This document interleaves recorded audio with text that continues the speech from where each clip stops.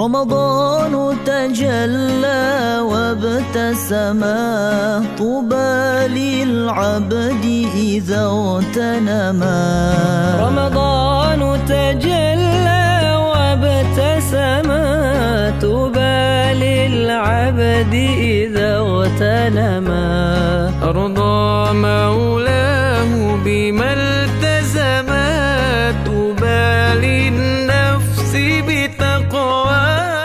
1, 2, 3. 1, 2, 3. 3 je. Tapi yang sebenarnya datang majlis ni dia untunglah siapa yang bawa package. Anak 3, anak 4. Siapa datang seorang, satu sampul je dapat. 4, 5. Tunjuk kamera, tunjuk kamera. 5.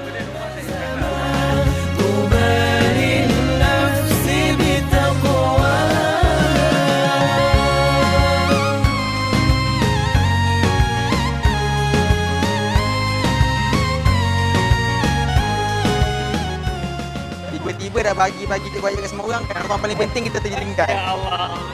Kita bagilah juga. So, sebabkan dua kita bagi dua lah. Dapat semua seorang dah dapat. Siapa yang hadir semua dapat. Semua yang raya kan, semua puasa dapat.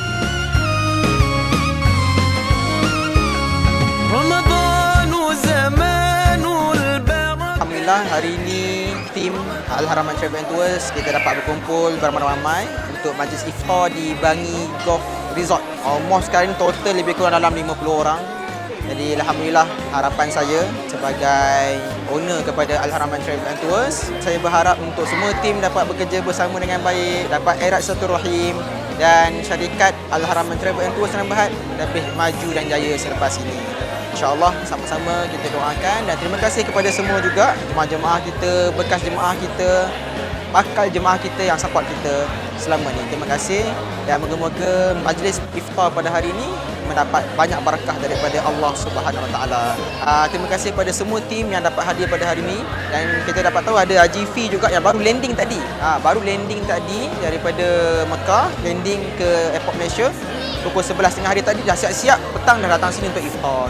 Jadi alhamdulillah dapat kita berkumpul dan dapat bersukaria, dapat erat silaturahim bersama di sini.